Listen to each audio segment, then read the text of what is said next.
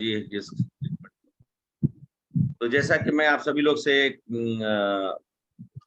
मुखातिब होते हुए ये बोलना चाहता हूं कि हम सभी लोगों को याद रखना चाहिए अपना शुरुआत जो है कोई भी स्तुति करके, जिस जैसे भी होता है हमको स्तुति करके ही करनी चाहिए। तो हम लोगों ने हरिनाम का शरण लेकर शुरुआत की और इस सत्र के लिए आप सभी लोग एकत्र हुए हैं।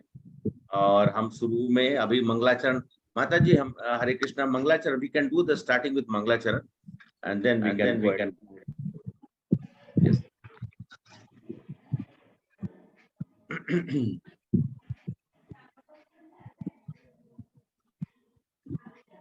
ओम अज्ञान, आप सभी लोग मंगलाचरण कर सकते हैं। ओम अज्ञानतिमिरान्धस्य ज्ञानाञ्जनशलाकया चक्षुर्मिलितं येन तस्मै श्री गुरुवे नमः। नेक्स्ट,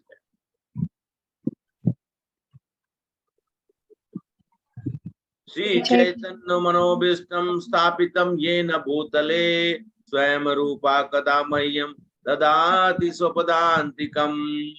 वंदे हम श्री गुरु श्रीयुतापदकमलं श्री गुरु वैष्णवांच श्री रूपं साग्रजातं सहगण रघुनाथान्वितं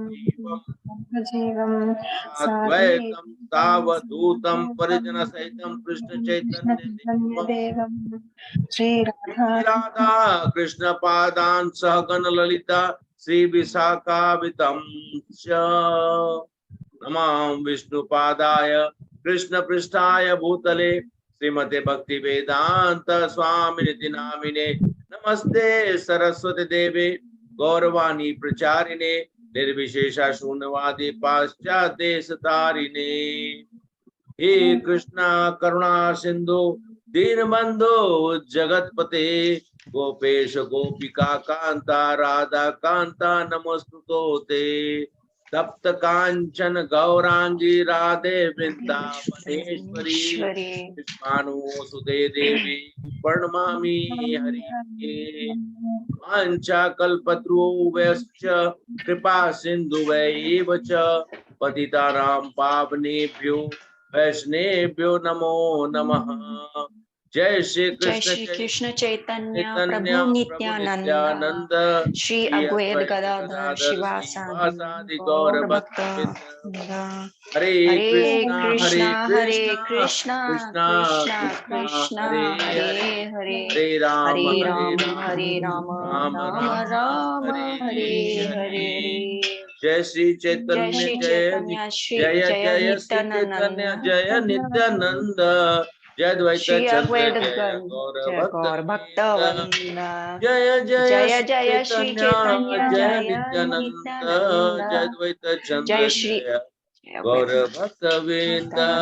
जय जय श्री चैतन्य जय नित्यानंद जय द्वैत चंद्र जय गौर भक्तवृंद। ओम नमो भगवते वासुदेवाय। ओम नमो भगवते वासुदेवाय। ओम नमो भगवते वासुदेवाय। ओम नमो भगवते वासुदेवाय। ओम नमो भगवते वासुदेवाय। ओम नमो भगवते वासुदेवाय। मुखं करोति वाचालं पंगुं लंघयते गिरिं यत्कृपातहं वन्दे श्रीगुरो दीनतारिणं परमानंद माधवं श्री चैतन्य ईश्वरम्।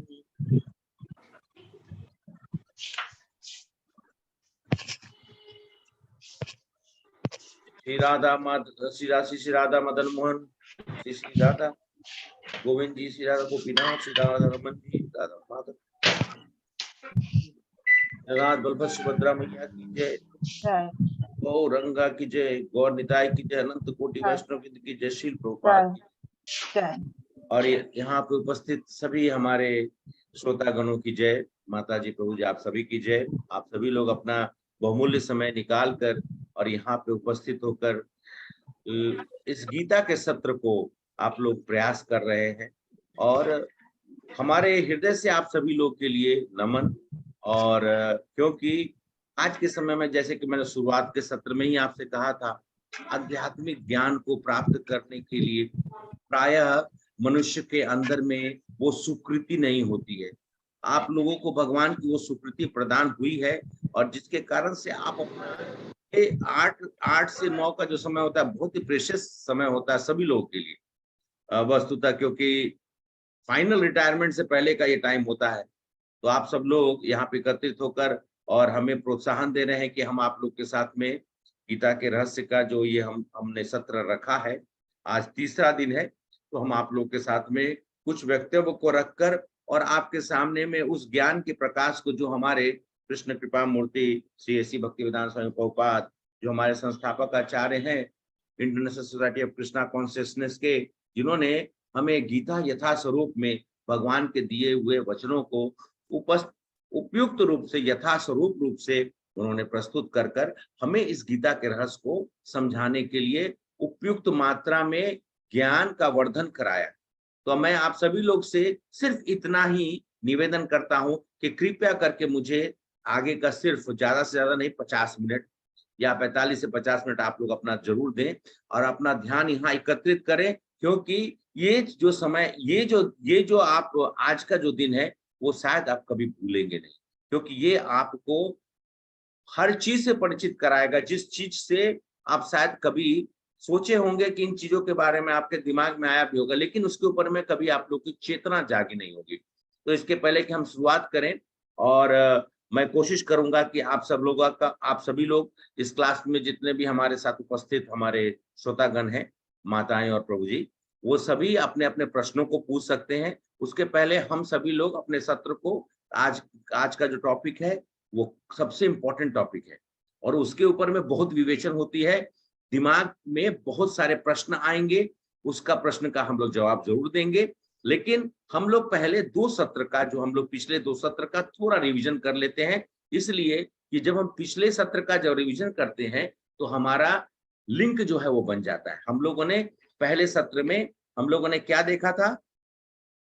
हरे कृष्णा। हम लोगों ने अच्छा बोलिए, हरे कृष्णा बोलिए।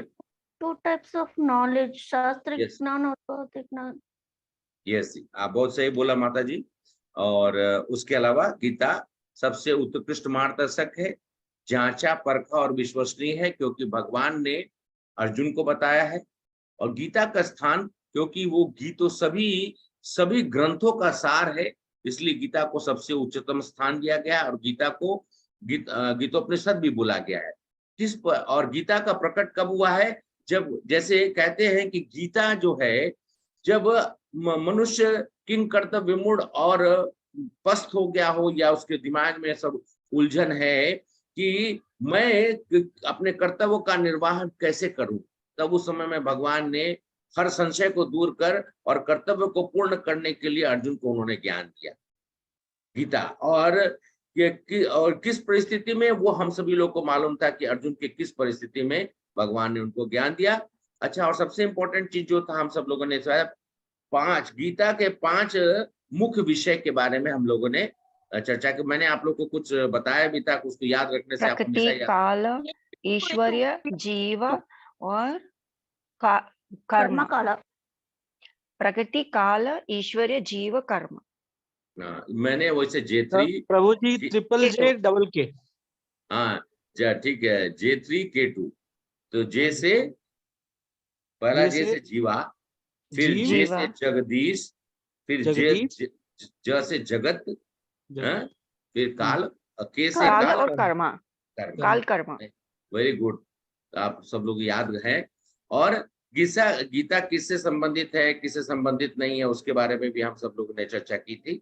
और गीता की शिक्षाओं को वास्तविक जीवन में कैसे लागू करें, कैसे उसका लाभ उठाएं, उसके ऊपर भी हम लोगों ने चर्चा किया है। और ये सत्र जो है पूरा का पूरा 6 दिन, ये इसी के ऊपर में विशेष, जो ये मैंने कहा गीता के शिक्षाओं को वास्तविक जीवन में कैसे लागू करें और कैसे इसका लाभ उठाएंगे, इसके ऊपर में ही हम लोग डिस्कस कर रहे हैं।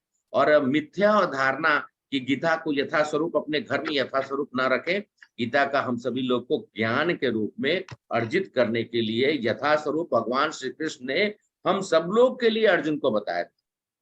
और उसके बाद हम लोगों ने, ये तो हम लोगों ने प्रथम सत्र में देखा था। दूसरे सत्र में हम लोगों ने क्या देखा था? जीव के बारे में लिखा था प्रभु जी। अच्छा, दूसरा सत्र का शीर्षक क्या था? जीव। आत्मा प्रभु जी, आत्मा। हाँ, आत्मा, जीवा, बहुत सही बोला आपने माता जी। प्रभु जी, आत्मा क्या है? कल हम लोगों ने देखा था। शरीर और आत्मा के बीच में क्या अंतर है, वो भी हम लोगों ने देखा था। अच्छा, शरीर शाश्वत है या आत्मा शाश्वत? आत्मा आत्मा शाश्वत है, ये बदलती रहती है अच्छा। उम्र से। अच्छा, शरीर शाश्वत। और तो अभी आप लोग से ही बताऊंगा, अभी आप सब लोगों ने सुना होगा।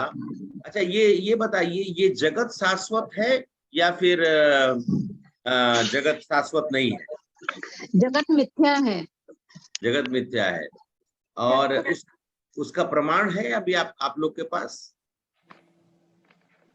हाँ जी, जैसे कि बच्चे से लेके मनुष्य बड़ा होता रहता है, लेकिन आत्मा वैसी ही रहती है। हाँ, वो एकदम सही बोला।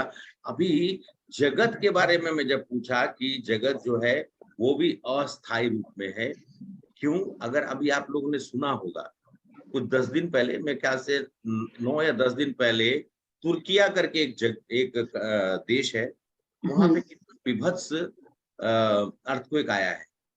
हाँ, और सब लोगों ने सोचा था कि मैं इतना कंक्रीट और ये वो प्लास्टो इलास्टो वाला, वो आजकल एडवर्टाइजमेंट आता है ना, वो सीमेंट डालो चिपक जाएगा, वो गाड़ी बहेगा तो हिलेगा नहीं। सब कुछ धराशायी हो गया, सब कुछ समाप्त हो गया। कितने लोग वहां पे हताहत हो गए हैं, कितने लोग अभी तक तो मालूम भी नहीं है कि कितने लोग मलबे के अंदर में दबे हुए हैं। पूरा तो मतलब हम सोचे थे कि ये परमानेंट स्ट्रक्चर बना रहे हैं, ये कुछ भी परमानेंट नहीं है। यहाँ तक कि ये जगत परमानेंट नहीं है, तो बाकी की बात तो जो ये ब्रह्मांड परमानेंट नहीं है। हम सब लोग इस मिथ्या में रहते हैं कि ये परमानेंट है। हमारे अंदर की ये सबसे बड़ी ये उलझन जो है, उसको हमको दूर करना चाहिए। तो शरीर और आत्मा के बीच में हम लोगों ने अंतर जाना था। और आत्मा का आकार, अच्छा, आत्मा का आकार क्या है? बहुत सूक्ष्म, 1 लाख के अंदर 1 नहीं, हाँ, फिर से बोलिए, फिर से प्रयास करिए। बाल के नोके एक हाँ, बाल के नोक के 1 लाख स्मॉल। बाल के अग्रभाग के 10 लाख में 10,000 हिस्से के बराबर। 10,000, ठीक है। आप सभी लोगों ने बहुत अच्छे से प्रयास किया बोलने का। ठीक है माता, याद रखने का है।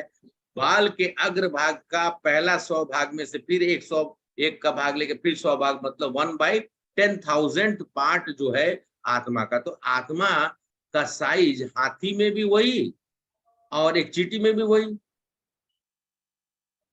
ये सही है? हाँ जी, हाँ जी, हाँ, जी, ये सही है।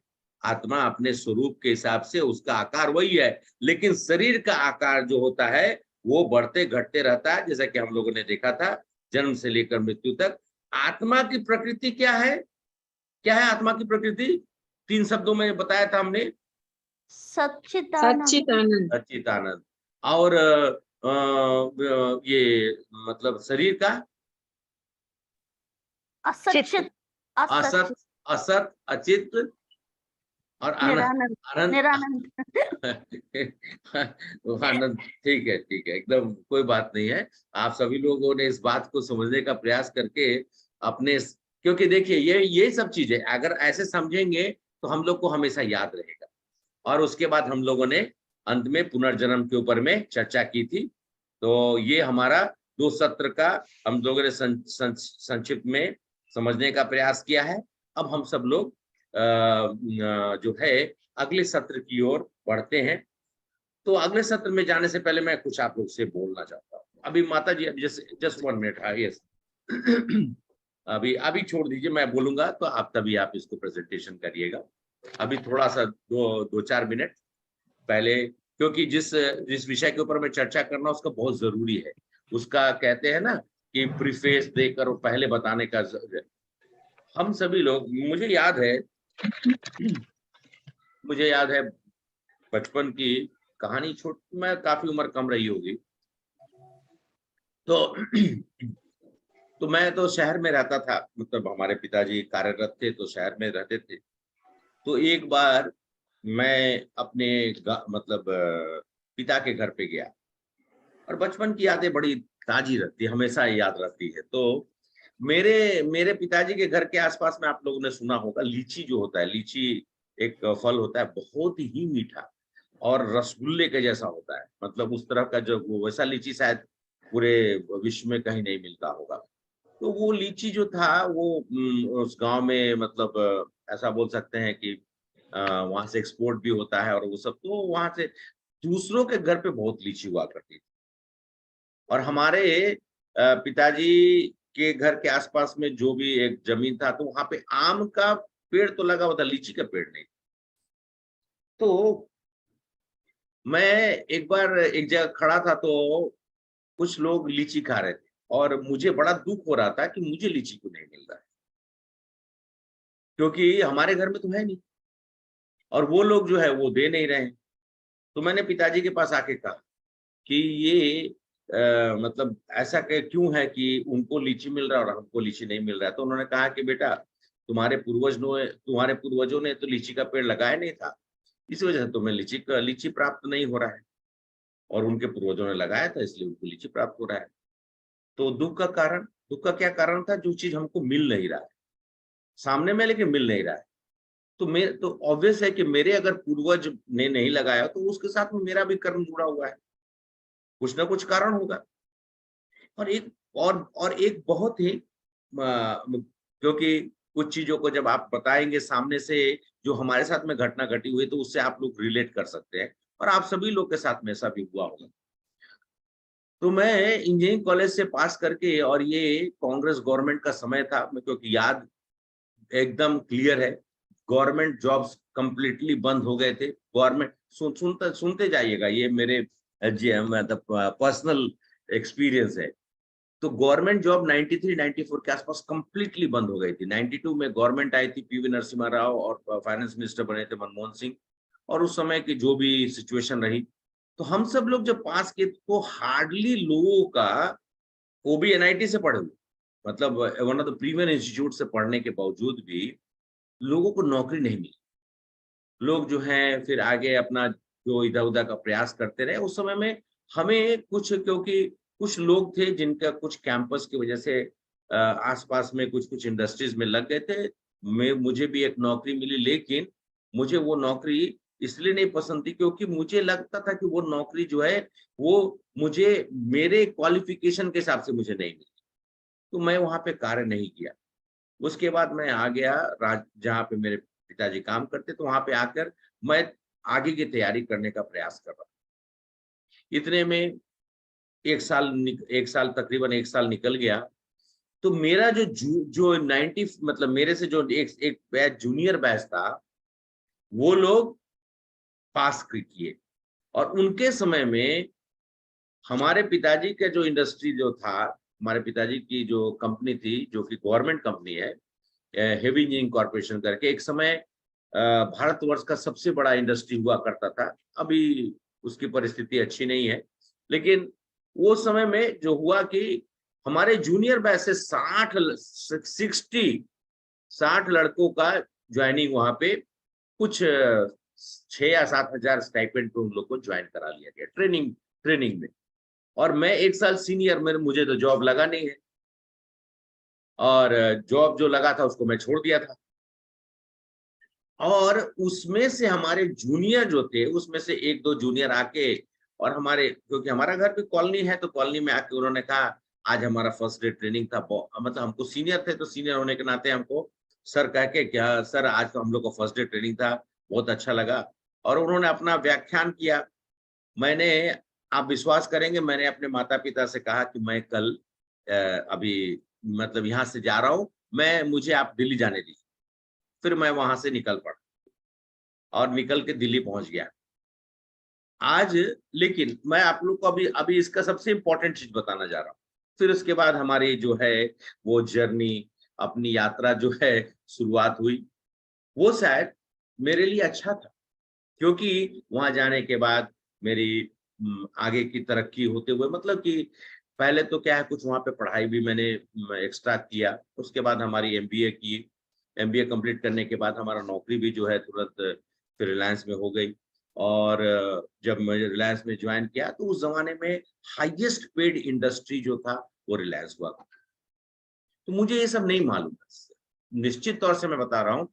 जब मुझे ऑफर मिला और जब उतना मैंने देखा, मतलब हमारे जो मतलब एनवेलप जो आया, और जब मैंने इसमें सैलरी देखा तो मैं अपना मतलब सोच भी नहीं पाया था कि उतना सैलरी मुझे कभी मिलेगी। क्योंकि मैंने तो मुझे क्या याद था, 2 साल पहले की कहानी मुझे याद थी।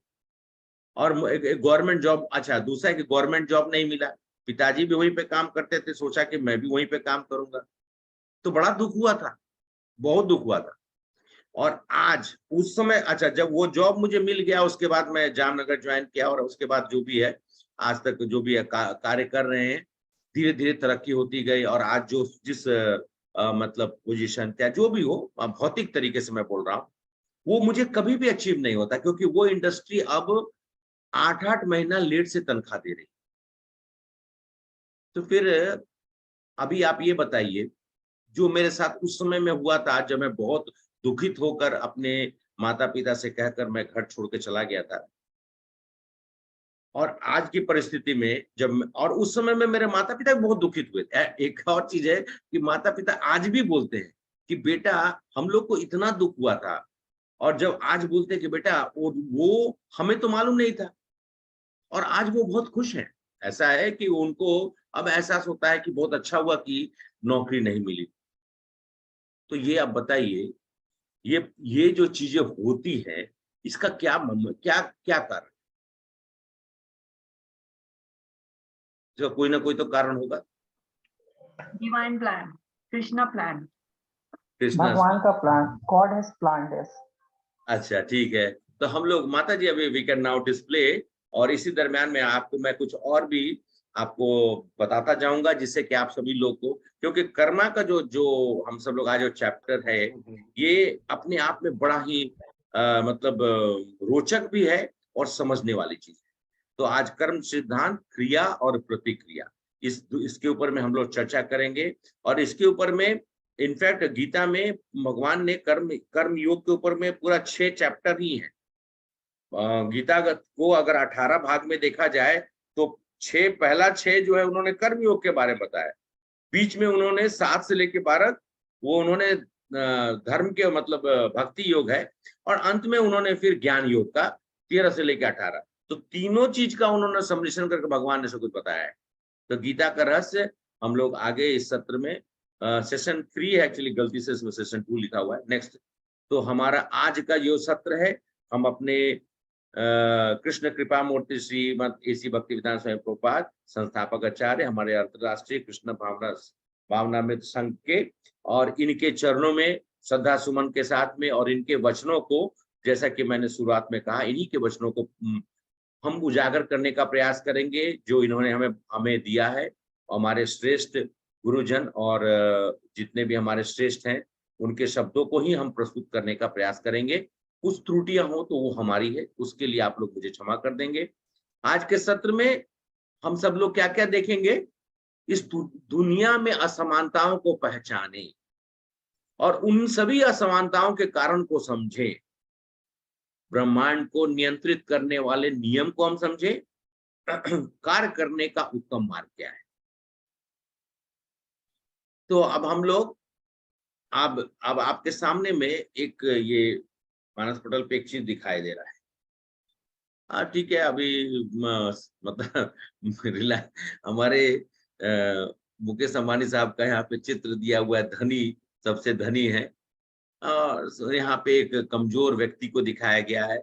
इधर में एक एक्टर है, उनके रूपवान मतलब रूप के ऊपर में, और इधर में जो है सबसे, अगर चित्र में देख, सबसे कुरूप रूप मतलब दिखाया गया है। एक फिर इधर बलवान दिखाया गया है और एक गरीब भी दिखाया गया है। अब ये बताइए, एक प्रश्न है आप सभी लोग से, गरीबी खाली भारतवर्ष में है या सिर्फ मतलब सिर्फ भारतवर्ष में है या फिर बाहर भी? हर कंट्री में है, बाहर हर कंट्री में है, हर Every कंट्री में country. गरीबी है। नहीं, ऐसा कैसे हो सकता है माता जी? आप सभी लोग अमेरिका जाते हैं, वहाँ पे है प्रभु जी। अभी तो लोग रोड पे करते हैं, सोचा हाँ बहुत ऐसा, बुरी हालत है वहाँ पे। हाँ ऐसा नहीं है कि अमेरिका, और ये लोग बोलते हैं इंग्लैंड चलो। मैं प्राय देखता हूँ यहाँ पे लोगों के मन में, अरे अमेरिका चलो, इंग्लैंड चलो। अरे भैया कहाँ जाके क्या करोगे वहां पे? वहां पे भी लोग भी भिखारी हैं, ऐसा तो नहीं है। तो इसलिए ये कहना, और दूसरा चीज, कुछ हमारे देश के कुछ लोग ऐसे भी हैं, और पूरे विदेशों में, और मतलब कहा जाए कि वर्ल्ड लेवल पे कहा जाए, कुछ लोग का कहना है कि हम जो है एक ऐसी सोसाइटी बनाएंगे जिसमें सब लोग बराबर हो जाएगा। आप सब लोग को बराबर कर सकते हैं? नहीं प्रभु जी, एक्चुअली वो नहीं प्रभु जी, कभी भी नहीं हो पाएगा। और अगर आपकी उंगलियों को बराबर कर दिया जाए तो आप मुट्ठी बांध सकते हैं? नहीं। नहीं प्रभु जी। अरे भगवान ने तो मैंने आप लोग को क्लास के शायद पहले क्लास में बताया था, अरे दो को तो एक जैसा बनाया नहीं, आइडेंटिकल। यहाँ तक कि ट्विंस भी जो होते हैं वो भी आइडेंटिकल नहीं होते हैं, मतलब कहीं ना कहीं पे उनमें डिफरेंस होती है। अरे वो हर इंडिविजुअल अलग है भाई, और उसके सिद्धांत, उसके नियम, वो सब वो जो है वो इनके दिमाग से परे है। ये जितने भी सोशल प्लेटफॉर्म, सोशलॉजीज वाले और जितने ये सब लोग हैं, और इज्म वाले जितना भी है, मार्क्सिज्म और एक्सिज्म और जो भी है, उनको यही नहीं समझ में आता है कि कितना भी आप कर लीजिए, कितना भी कुछ हो जाएगा, आप इस असमानताओं को कभी भी भर नहीं सकते हैं, क्योंकि आपके बस की बात ही नहीं। आप देखिए जितने भी कम्युनिस्ट कंट्री है, सबका विघटन हो गया, और समय के साथ साथ में वो दिखाते जरूर है, लेकिन समय के साथ में वहां पे जो लोग होते हैं ना, वहां के जो लोग होते हैं, वो लोग कभी कभी चर्चा के दरम्यान हमारी एक अलग प्लेटफॉर्म पे, जब हमको कि हमारे भक्तजन भी हैं ऐसे ऐसे कंट्री से, बोलते हैं कि प्रभु जी हम लोग रूम को पूरा एयर टाइट करके, कि जिससे कि साउंड बाहर नहीं जाए, हम सब लोग घर के अंदर में धीरे धीरे संकीर्तन करते हैं, जिनके मुंह से हर एक जगह पे हड़े निकलता है, फिर भी भगवान के प्रति इतनी श्रद्धा है कि इतने विषम परिस्थितियों में भी भगवान का वो नाम ले रहे हैं और भक्ति कर रहे हैं। उनसे बढ़कर हम लोग, और हमारे भारतवर्ष जिस देश में, जिसको कहा गया पुण्य भूमि में, और वहां के ही लोग मतलब आज के समय में बद से बदतर हो गए हैं। आज मैं एक बहुत सुंदर वीडियो देख रहा था, बोलते बोलते कभी कभी मैं भावनाओं में बह जाता हूं, मुझे क्षमा करिएगा। आज एक माता जी को देखा जो डेनमार्क से आई थी, और उनके प्रभु जी दोनों दोनों कृष्ण भावना मिल से जुड़े हुए हैं। उन्होंने सब कुछ वहां पर त्याग करके, और मतलब या फिर डिस्पोज करके, माता जी गर्भवती हैं, उनका संतान होने वाला है। वो वहां पे बोली कि मैं इतना डर गई थी कि मेरा संतान अगर यहाँ, डेनमार्क की बता रहा हूं मैं, डेनमार्क की कहानी बता रहा हूं, अगर यहाँ जन्म लेगा तो ये ऐसे भौतिक जगह पे रहकर ये राक्षस की ही प्रवृत्ति इसके अंदर में आएगी। उनको इतना भय हुआ, जबकि वो दोनों माता जी और प्रभु जी दोनों ही कृष्ण भावना में से जुड़े हुए हैं, लेकिन उनको इतना भय था, उन्होंने सब चीज छोड़ छाड़ कर और कहे कि हमारा संतान अगर होना भी है तो वृंदावन में हो, मथुरा में हो, हम यहाँ पे अपने आप को शिफ्ट कर ले। हमारे भारतवर्ष में कितने ऐसे लोग हैं जो वृंदावन जाना चाहते हो, या मथुरा जाना चाहते हैं, या कुछ समय वहां पर जाकर भगवान के शरण में जाकर, या यमुना मैया के किनारे जाना चाहते होंगे। और जाते भी हैं तो उसको एक पट स्थल कहते हैं, रमणीय स्थल मानकर वहां जाते हैं। अरे वो तो वृंदावन जो है, 5 वृंदावन में से एक वृंदावन यहाँ पे है। तो हम सभी लोग अपने आप को थोड़ा कंपेयर कर सकते हैं, हमारी ज्ञान का स्तर कितना ऊपर है। और वो माता जी जिन्होंने अपने प्रभु जी को कहा कि मुझे ले चलिए, मुझे वृंदावन ले चलिए, मेरे बच्चे का अगर जन्म होना है तो वहीं पे होगा। और आज हम सब लोग भौतिक अपने जीवन को इतनी ज्यादा उसके ऊपर में हम सभी लोग प्रकाश डाल रहे हैं, या उसके ऊपर में जोर दे रहे हैं कि हम अपने आध्यात्मिक जीवन से दूर होते जा रहे हैं। और इसी का कारण है कि हमारा जो है, हम सभी लोग अपने समाज में विषमताएं, समाज में कुरीतियां, और तरह तरह के जो मतलब विस्मय करने वाला, आजकल तो ऐसे ऐसे इंसिडेंट्स होते हैं जिसको सुनकर आदमी का हृदय कांप जाता है। आप सभी लोग मेरे ख्याल से इससे आप लोग जरूर एग्री करते होंगे। तो ठीक है, इस सत्र में आगे माता जी नेक्स्ट स्लाइड। ये असमानता क्यों है? तो इसके जैसे कि अब एक देश में बहुत ज्यादा पैसा, एक देश में बहुत गरीबी है। एक बच्चा का जन्म एक समय में, देखिए अच्छा, एक में ऐसा होता है क्या कि एक समय रुक गया, एक ही बच्चे का जन्म एक सेकंड में, एक बच्चा का जन्म होगा दूसरा सेकंड में, ऐसा तो नहीं होता ना? नहीं होता। विश्व में अलग अलग जगह पे उसी वक्त में पता नहीं कितने हजार बच्चों का जन्म होता है, हजार या लाख जो भी बोला जाए। किसी का जन्म भारतवर्ष में हो रहा है, किसी भारतवर्ष में किसी का जन्म मुकेश भाई के बेटी का वो ट्विंस हुआ, तो जन्म तो भले ही, मतलब अब देखिए उनकी बेटी उनकी संतान थी, तो उनका बेटी का जो है अपने संतान को जन्म देने के लिए अमेरिका चली गई। और एक हमारे डेनमार्क से माता जी जो हैं वो चली आई इंडिया में। अब अपना अपना लोग सोच है जो भी है। एक माता पिता का अफ्रीका में रहते, उनके यहाँ पे बच्चे का जन्म हो रहा है, किसी का अमेरिका में हो रहा है, किसी का चाइना में हो रहा है, एक ही समय पे हो रहा है, सब एक जैसा है। ये असमानताएं हमेशा रहेगी। आप बोलिए प्रकृति में असमानताएं होती हैं या नहीं? प्रकृति में बदलाव होते रहता है ना? होती है। हाँ जी, होती है, और उसमें भी असमानताएं होती हैं। हाँ जी।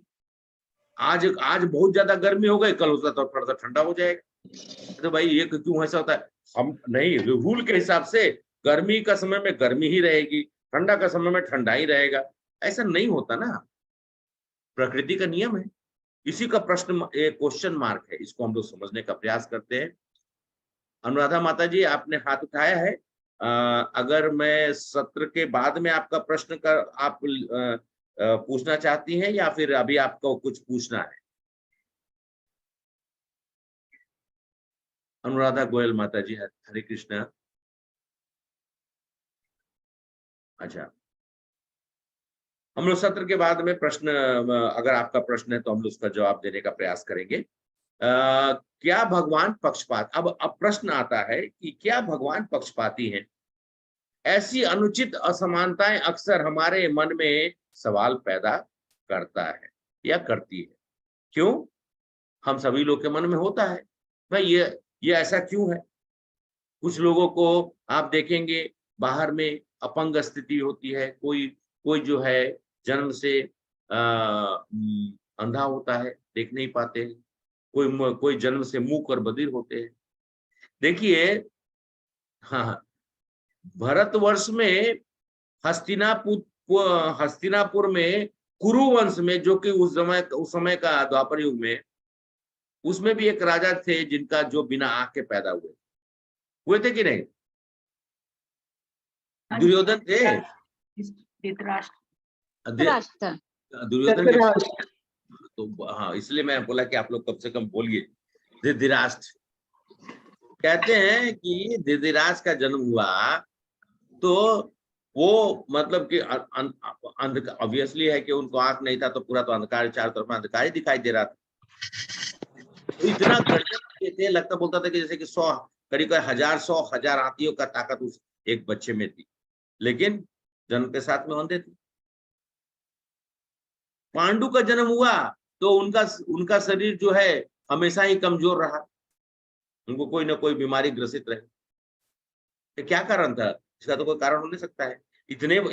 कौन सा कुरुवंश, मतलब उस समय में उससे बड़ा कोई और वंश होता ही नहीं, वंश ही नहीं था, फिर भी उसका राजा अंधा ही हुआ।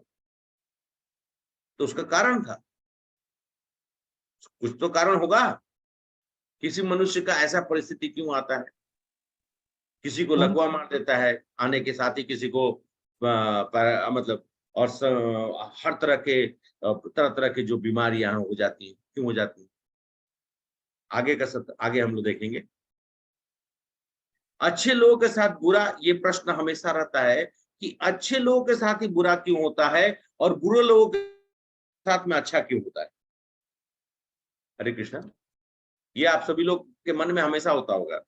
अरे हम तो इतना इतना सारा, मैं तो इतने लोगों को खाना खिला देता हूँ, मैं तो इतने कंबल बांट देता हूँ, मैं इनको इतना पैसा दे देता हूँ, मैं ये सब करता हूँ, हम, और मैं तो कोई गलत काम करता ही नहीं हूँ, फिर भी हमारे साथ में अच्छा नहीं होता है। और वो देखिए सामने में दिखाई देता है, चोर उचक के लोग जो है वो बड़े बड़े गाड़ियों में, और उनको इज्जत सम्मान मिल रहा है, और वो हर जगह पे उनको जो है मालाओं से माला अर्पण किया जा रहा है, समाज में उनका नाम है।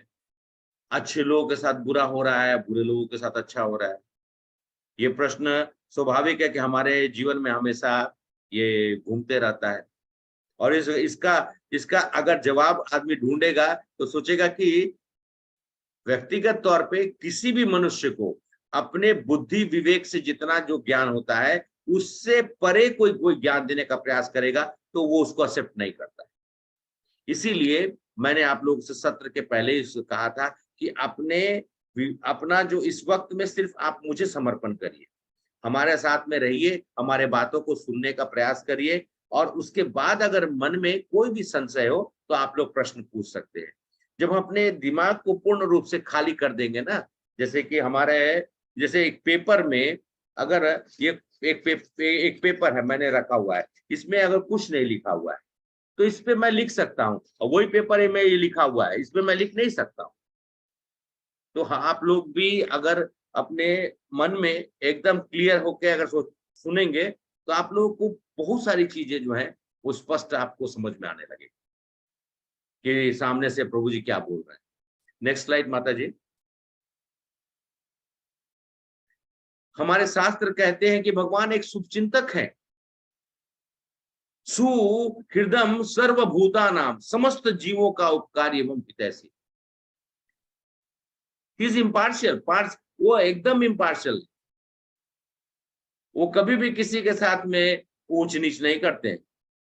सम्मोहम सर्वभूतेषु, सभी जीवों के लिए समान भाव रखने वाले हैं।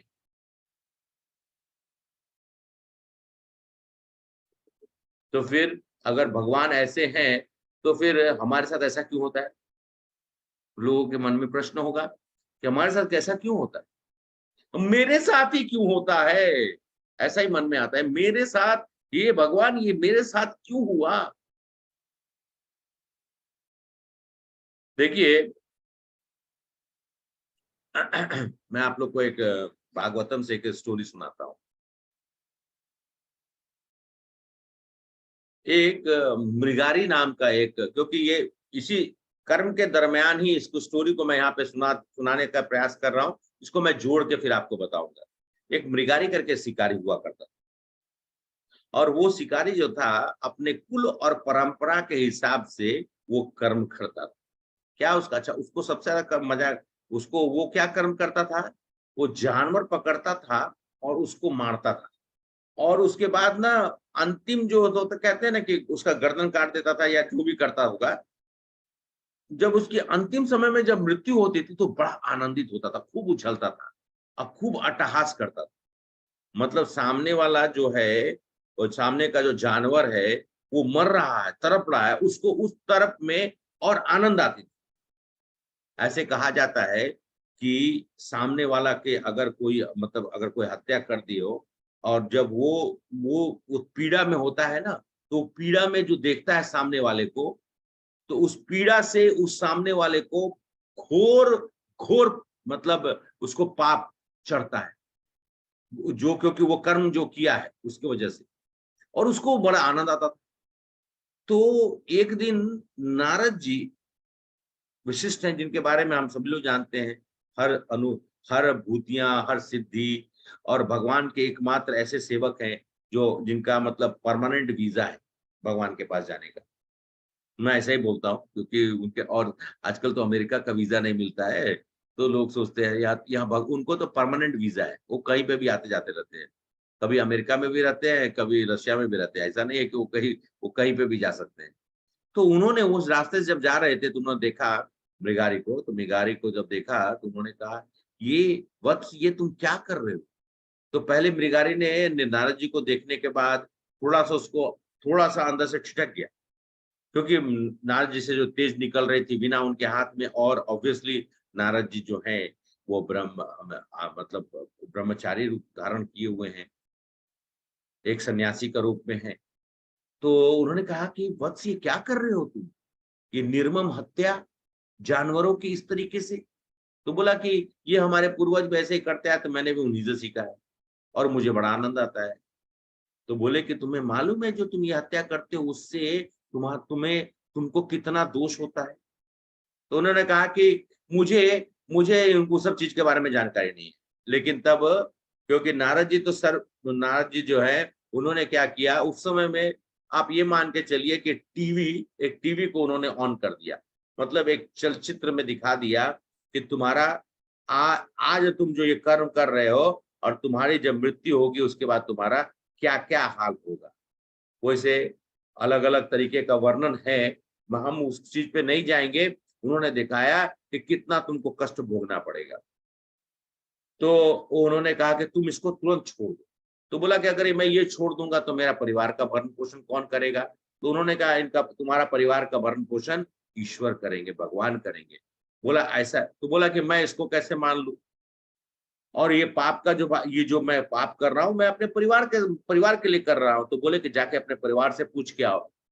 मृगारी गया अपनी पत्नी से, पत्नी बोला कि भाई ये आप कर रहे हो उसका पाप को भागते हैं, मैं क्यों बनूं। बच्चे से पूछा तो उन्होंने समाज में लोगों से पूछा, अपने और रिश्तेदारों से पूछा, बोला हम क्यों तुम्हारे पाप के भागीदारी बने। तब आके भगवान नारद ऋषि के चरणों में गिर पड़ा और उसके बाद उसने कहा कि वो तो कोई तैयार नहीं है, मैं ये जो कृत्य कर रहा हूँ उनके लिए कर रहा हूँ और वो सब बोलते हैं कि हम तुम्हारे पाप के भागीदारी नहीं। बोला ये तो मैंने तुमसे कहा था, ये कृत्य का पाप का भागीदार सिर्फ तुम और तुम ही हो। तो उस चरण पकड़ लिया, बोला कि अभी आप बताइए मुझे क्या करना है। उन्होंने नारद जी ने उनको जो भी है दीक्षा दी और उसके बाद बोले कि तुम्हें और तुमको तो बोले कि बाकी तो आपने जो वचन दिया है मैं जिस तरीके से आपने कहा मैं वैसा ही करूंगा। और उसके बाद मृगारी जो है एक संत पुरुष बन गया, जानवर। अब जब सब लोगों ने देखा कि इतना बड़ा अत्याचारी जो है वो संत बन गया, तो सब लोग देखने आने लगे। और वो तो मतलब सही में एक मतलब कहते हैं कि जितने लोग आते थे वो सब लोग को एक ही ज्ञान देता था कि तुम ऐसा करो, तुम ऐसा मत करो। एक दिन नारद जी जो है पर्वतराज एक ऋषि थे उनके साथ उधर से अचानक सुन देखा, अरे ये तो मृगारी है। तो मृगारी के पास गए। तुम जैसे मृगारी ने देखा नारद जी को तो तुरंत अपने गुरु को देखने से, शिष्य का धर्म है कि वो साष्टांग प्रणाम करे। तो तुरंत उसने साष्टांग किया। साष्टांग करने के जा ही रहा था कि अचानक से वो रुक गया। तो नारद जी बोले कि क्या हो गया। फिर वो जल्दी से अपने कपड़े से वो थोड़ा सफाई किया, उसके बाद फिर प्रणाम किया। तो नारद जी पूछे कि क्या किए तुम। बोला कि नहीं, अभी नीचे में चींटी सब थी, अगर मैं करता तो उसकी मृत्यु हो जाती, इसलिए मैंने चींटी को हटा दिया। वही मृगारी जो भगवान जो आनंद लेता था सभी को मारने का, और वही मृगारी जो है एक समय आने के बाद किसी भी जानवर, या तो चींटी जैसे जानवर को भी उसकी हत्या हो जाए उसकी भी चिंता उसको हो। तो अभी जो हम शास्त्र की जो कहते हैं ना कि भगवान एक शुभचिंतक है, सुहृदम सर्वभूताना और सम्मोहम सर्वभूतेषु, सभी जीवों के लिए समान भाव रखने वाले हैं। चाहे वो 84 लाख योनि में कोई भी जीव, सबके लिए भगवान का भाव समी होता है। नेक्स्ट स्लाइड माता जी। फिर क्यों ये भेदभाव होता है, ये प्रश्न अभी भी वही है। ये प्रश्न का जवाब हम लोग को ढूंढना है। फिर ये क्यों होता है। इधर देखिए एक बच्चा जो है बेचारा दाना चुन रहा है कि शायद उस दाना से उसके कुछ उसका मतलब उसको भोजन के रूप में प्राप्त हो। और यहाँ पे आप देखिए एक बच्चा जो है चेहरे में खुशी के साथ में और उसके प्लेट में तरह तरह के खाद्य पदार्थ रखे हुए हैं। नेक्स्ट स्लाइड माता जी। कानून की अदालत में न्यायाधीश किस तरह का न्याय दे रहे हैं, किसी के लिए कड़ी सजा, किसी के लिए पुरस्कार तथा लाभ। अच्छा ये बताइए, न्यायाधीश क्या पार्शियल होते हैं? नहीं प्रभु जी, नहीं प्रभु जी। Hare Krishna, thank you so much. अगर न्यायाधीश पार्शियल हो जाएंगे तो फिर न्याय और कानून की तो धज्जी उड़ जाएगी, अदालत का कोई मतलब नहीं रह जाएगा। लेकिन न्यायाधीश जिस भी जैसा जो कर्म करेगा उसके हिसाब से उसको पनिशमेंट मिलता है। कोई चोरी करेगा तो चोरी को चोर के जैसा उसको पनिशमेंट मिलेगा, कोई हत्या करेगा तो उसको उसका पनिशमेंट मिलेगा। और किसी को पुरस्कार क्यों मिलता है? क्योंकि कोई अच्छा काम करेगा तो उसको उसका पारितोषिक मिलेगा, उसको उसका परिश्रम का उसको फल मिलेगा, फल प्राप्त होगा। तो कानून की अदालत, भगवान के भी अदालत में ऐसा ही है। भगवान भगवान कभी न्यायाधीश नहीं बनते हैं। आप अपने कर्म का फल जो है आपको भोगना पड़ता है। और ये हम सब लोग एकदम प्रैक्टिकल चीज है ना, आपके सामने में आप देख ही रहे ना। कोई भी जज पूछता है और जब केस देखता है उसके आधार पर उसका जजमेंट देता है। नेक्स्ट स्लाइड माता जी।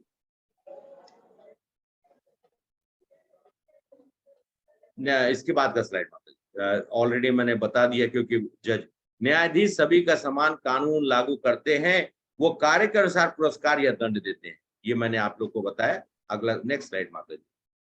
कर्म सिद्धांत। अब हम लोग आएंगे कर्म सिद्धांत। हमारे पूर्व में किए गए कार्यों के आधार पर हमें सुख और दुख मिलते हैं।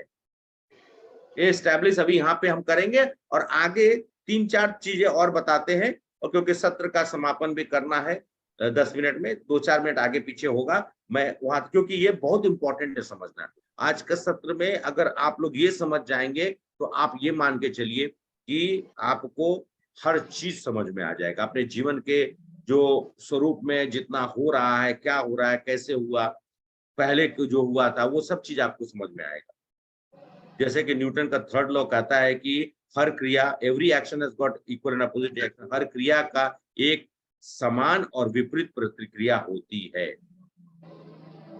और अब उसमें कोई एग्जाम्पल ये ना दे दे अब कि आप अगर दीवार को मारेंगे, दीवार को धक्का देंगे, दीवार घसका क्यों नहीं? अरे दीवार तो घसका नहीं, लेकिन आपका एनर्जी खत्म हो जाएगा, रिएक्शन हो रहा है। दैवी न्याय पूरी तरह से सिद्ध है। कोई भी अयोग्य रूप, देखिए न्यायाधीश से गलती हो सकती है, वैसे नियम कानून बनाया जाता है कि न्यायाधीश से गलती ना हो, लेकिन भाई भौतिक जगत में न्यायाधीश गलती कर सकता है। बहुत बार हम तब देखते हैं अपने सामने में कि ऐसे ऐसे लोग जिन्होंने सही में गलत काम किया फिर भी वो छूट जाते हैं। ऐसे बहुत सारे हमारे आजकल तो खासकर आप लोग जो है ना, वो जितना मैं नेतागण लोग जो है ज्यादातर, जिनके हाथों में ताकत दे दी गई, जिनके हाथों में पावर दे दी गई, वो उसी का समूलतः उसका उन लोग गलत उपयोग कर रहे हैं, देख सकते हैं। तो न्यायाधीश से गलती हो सकती है, लेकिन भगवान वो न्याय, उनसे कोई गलती नहीं होती है। कोई भी अयोग्य रूप से पीड़ित या समृद्ध नहीं होता है। प्रत्येक आत्मा अपने दोषों और गुणों और उनके परिणाम स्वरूप सुखों और दुखों के लिए स्वयं जिम्मेदार है। फिर से एक बार ये सेंटेंस जो लिखा हुआ है उसको पढ़िए। प्रत्येक आत्मा अपने दोषों और गुणों और उनके परिणाम स्वरूप सुखों और दुखों के लिए स्वयं जिम्मेदार है।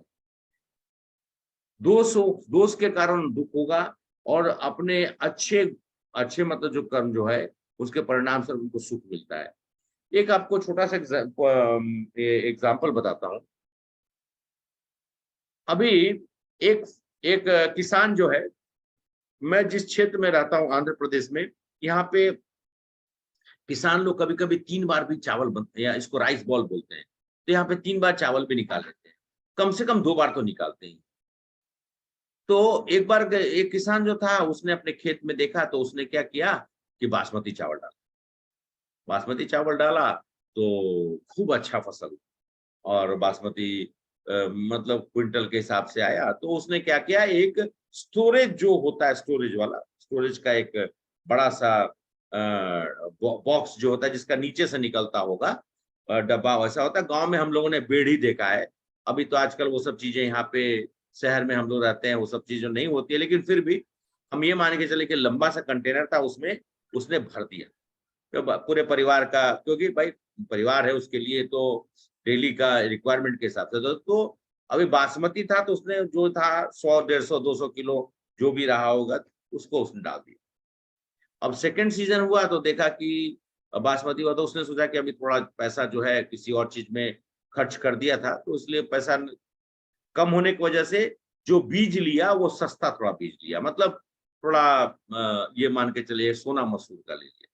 सोना मसूर डाला, फिर भी उसका भी अच्छा हुआ, तो उसने भी क्या किया, फिर उसको अभी बासमती नीचे में डाला तो सोना मसूर कहाँ जाएगा, नीचे जाएगा या ऊपर जाएगा, उसके ऊपर ऊपर जाएगा। उसके ऊपर में जाएगा। ऊपर जाएगा प्रभु। हाँ, उसके ऊपर में जाएगा। और उसके बाद क्या हुआ कि 1 साल के दरमियान उसके बाद फिर डाला, इस बार उसके पास और पैसे कम हो गए, तो उसने बीटी बीटी बीटी वाला, मतलब वो थोड़ा सबसे सस्ता वाला हाँ चावल जो है वो डाला खेत में, तो उसका भी उपज हुआ, तो उसने लाया, उसको भी ऊपर में डाला। अभी वो अभी 1-1.5 साल के दरमियान, 1 साल मान के चला जाए, वहां 200 से ज्यादा चावल, और छोटा परिवार ही रहा होगा, तो अभी मान लिया जाए कि 1 साल के बाद उसने तो बीटी, उसको तो मिला बीटी वाला चावल, या फिर मान लीजिए सोना मसूर वाला चावल, लेकिन वो खा क्या रहा है अभी, सस्ते वाला चावल है। साइलो स्टोरेज, हाँ साइलो स्टोरेज सिस्टम। उसने वो तो अभी भी बासमती खा रहा है ना। हाँ, क्योंकि नीचे बासमती था। अच्छा, लेकिन उसने तो मेहनत किया था, तो वो तो सोना मसूर और वो बीटी कॉटन वो जो है वो वाला चावल, उसको तो वो तो नहीं है, वो तो बासमती खा रहा है। बासमती कैसे खाएगा वो, जब किया उसने वो, तो बासमती क्यों मिल रहा है? उसने उसमें बॉक्स जो है उसमें पहले बासमती भरा था, फिर हाँ दूसरा भरा, इसलिए बासमती खा रहा है वो। हाँ, पहले तो बासमती उसी, खत्म होगा। ठीक, हाँ माता जी, तो अभी उसी तरीके से हमारे जीवन में हम सब लोग ने अपने प्राय अलग अलग समय पे, अलग अलग जो भी समय में हम सभी लोगों ने अपने कर्म को संचित किया हुआ है, और उसका फल हम लोग को इस जीवन में मिल रहा है। तो बहुत बार जो है ये प्रश्न होता है कि बुरे लोग के साथ अच्छा और अच्छे लोग के साथ बुरा क्यों हो रहा है, तो वो उसी का है। ये धृतराष्ट्र के बारे में मैंने बोला था आप लोगों से, धृतराष्ट्र अंधा क्यों हुआ, कहते हैं कि 50 जन्म पूर्व वो एक शिकारी के रूप में एक बाज या एक चिड़िया को उसने अंधा कर दिया था, और उस चिड़िया के घोंसले में 100 अंडे थे, 100 अंडे को तोड़ दिया था। तो जब ये प्रश्न पूछा था कृष्ण भगवान से, तो भगवान श्री कृष्ण से, तो कृष्ण भगवान ने ये बताया था, उन्होंने बोला लेकिन कृष्ण ऐसा क्यों हुआ कि मुझे 50 जन्म के बाद मुझे ये दुख को झेलना पड़ा कि मैं निसंतान हो गया। तो भगवान श्री कृष्ण ने कहा कि 100 पुत्र और एक पुत्री थी, बोले 101 संतान को प्राप्त करने के लिए जो पुण्य को अर्जित करना था वो 50 जन्म लगा। जब तक 100 पुत्र पैदा 101 होते नहीं, 100 मतलब 100 जो थे पुत्र पैदा होते नहीं, तब तक ये जो आपने जो कृत्य किया था उसका फलीभूत होना नहीं था। तो 50 जन्म लगे आपको इसको अर्जित करने के लिए पुण्य, और उसके बाद तब आपको ये प्राप्त हुए, और तब जाके वो जो आपने कर्म किया था वो फलीभूत हुआ।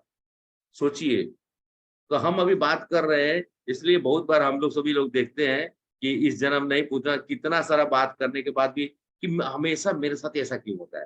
कुछ नहीं होता आपके साथ में। आप सभी लोग ये सोचते हैं ना, कब मैंने कल आप लोगों से कहा था सर्वधर्मान परित्यज्य माम एकम शरणम व्रजाम त्वं सर्व पापेभ्यो मोक्षाय।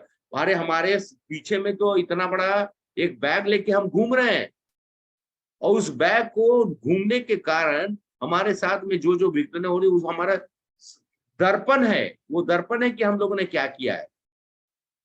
आप आज अपने आप को मत कोसिए, क्योंकि है वो था, उसमें कोई भी प्लस माइनस नहीं हो सकता है, वो होना ही होना है। इसलिए कोई भी अयोग्य रूप से पीड़ित या समृद्ध नहीं होता है। प्रत्येक आत्मा अपने दोषों के कारण दुखी और अपने और सुख जो होता है वो परिणाम स्वरूप अपने गुणों के कारण होता है, और उसके लिए वो खुद जिम्मेदार होता है। माता जी नेक्स्ट स्लाइड। तो अब इस साक्षी कौन है? सर्वस्य चाहम हृदय सन्निविष्टो, परमात्मा रूप में प्रत्येक जीव के, कल मैंने आप लोगों को बताया था कितने आत्मा होते हैं हमारे शरीर में? हरे कृष्णा। दो। और दो प्रभु जी, आत्मा परमात्मा। आत्मा परमात्मा, तो यही परमात्मा जो क्षीरोदक्षाय विष्णु के स्वरूप को लेकर हमारे शरीर में जब प्रविष्ट करते हैं तो वो हमारे लिए प्रूफ है। हम जो करते हैं वो देखते हैं, साक्ष्य है। जैसे वो जज बोलता है ना कि कुछ साक्ष्य लेके आइए, तो ये विष्णु भगवान विष्णु जो है, हमारे परमात्मा जो है वो साक्ष्य है। वो चुपचाप बैठ के आपके हर कृत्य को देख रहे हैं। परमात्मा रूप में प्रत्येक जीव के हृदय में मैं आसीन हूं और मैं ही साक्षी हूं तुम्हारे सभी कर्मों का, तुम्हारे सभी कृत्यों का। सर्वस्व चाहम हृदय सन्निविष्टु, भगवान खुद ही कह रहे। नेक्स्ट स्लाइड माता जी, या बस 5 मिनट के अंदर में मैं इसको समाप्त करूंगा। तो अब कौन तय करता है? भगवान के पर्यवेक्षण में कर्म के अनुसार आत्मा को एक विशेष प्रकार का शरीर दिया जाता है, जिसके साथ विभिन्न कर्म भी आते हैं। हमारा जो स्थूल, अभी क्लास के स्टार्ट में आज, हाँ क्लास के स्टार्टिंग में बोला स्थूल और सूक्ष्म शरीर और आत्मा। तो हमारा शरीर 3 भाग में बटा हुआ है। ये हमारा बॉडी जो है वो स्थूल शरीर है। उसके बाद उसके अंदर में एक सूक्ष्म शरीर है जिसमें कि मन, बुद्धि और अहंकार है। उसके अंदर में आत्मा और परमात्मा का जो स्वरूप है, तो 3 भाग में है। तो हमको ये हम जैसे जानवर का शरीर हो या मनुष्य का शरीर हो या कीट पतंग का हो या कोई भी हो, उसको उसके कर्म के अनुसार उसको वो मिलता है और उसको भोगना पड़ता है। एक पतंगा होता है जो मात्र उसको, उसकी पूरी आयु जो है मात्र 1 रात की होती है, और एक मनुष्य है उसकी आयु तकरीबन 100 साल की बोली जाती है। और एक कछुआ होता है, उसकी आयु सुनते हैं कि सबसे ज्यादा होती है 800-900 साल भी वो जिंदा रहता है। सबको अपने कर्म के अनुसार भोगना पड़ता है। नेक्स्ट स्लाइड माता जी। हम सब बता, केवल आपकी जिज्ञासा, ये हम जो जिज्ञासा बता रहे हैं कि हम सब बता कितने शरीर प्राप्त कर सकते हैं। शास्त्र कहते हैं कि 84 लाख जीव योनियां होती हैं। इसमें से हमें 84 लाख जीव योनियों में कोई ना कोई एक शरीर मिल सकता है। ये फिर वही बात है कि कर्म के अनुसार, इसके पहले जो लिखा हुआ था, अपने कर्म के अनुसार हम किसी न किसी इस योनि में प्रवेश करते हैं। अगला नेक्स्ट स्लाइड माता जी। मानव जीवन में अब मानव शरीर एक दुर्लभ अवसर है। ये प्लेटफॉर्म जो हमें मिला है, बस 2-4 मिनट और आप लोग का समय लूंगा। मैं ले सकता हूं 2-4 मिनट और? यस प्रभु जी। जी यस प्रभु जी। और आप सभी लोग वीडियो ऑन करके रहते हैं तो लगता है कि हाँ मैं कम्युनिकेट कर रहा हूँ। बहुत बार ऐसा होता है आजकल की सब लोग वीडियो बंद करते हैं। कृपया अगर आप लोग को दिक्कत हो तो वीडियो ऑन करिए, जिससे कि सब लोग को लगे कि हाँ सब लोग पार्टिसिपेट कर रहे हैं। तो मानव जीवन एक दुर्लभ अवसर है। मानव जीवन को, हमको इस अंतर को हम जब तक समझेंगे नहीं, हमारे मानव जीवन में हमको सबसे ज्यादा कॉन्शियसनेस दिया गया है। हमारा बुद्धि जो है सबसे ज्यादा विकसित है। इसलिए हम चुन सकते हैं कि हमको क्या कर्म करना है। अब हम लोग लास्ट स्टेज में आ रहे हैं, जहाँ पे आप जो है एकदम समझने का, अब आपको मतलब एकदम क्लियर कर देते हैं कि हम चुन सकते। मानव शरीर मिला ही है चुनने के लिए, क्योंकि हमें बुद्धि और विवेक दिया है भगवान ने। और अब हम जो है इस चीज को समझने का प्रयास करते हैं कि अब हमको कौन सा पुण्य कर्म या पाप कर्म लिखा है ना, हम चुन सकते हैं कि पुण्य कर्म करना है या पाप कर्म करना है। पाप करेंगे तो हमारा अधोगत, और पुण्य करेंगे तो उधोगत, हम ऊपर की ओर नहीं तो नीचे की ओर। अब ये क्योंकि हमारा जो विस्तृत ब्रह्मांड है ये 14 लोकों में बटा हुआ है। हम लोग जो है बीच, हम लोग जो है ये बीच वाले भूलोक, भू के ऊपर में भूवर लोक है, स्वर्ग लोक है, तप लोक है, जन लोक है, महरलोक है और सत्यलोक है। ये ऊपर का लोक है। ये ऊपर का लोक जो है वो मतलब कहा आप सीधे शब्दों में अच्छे लोग हैं। सत्यलोक तो ब्रह्मा जी का लोक है। अब नीचे का जो है तल, तलातल, सुतल, पतल, गतल, ये जितना भी जो नीचे का जो है वो सब जो है वो लोअर प्लैनेट्स है, और उसमें सफरिंग ज्यादा है।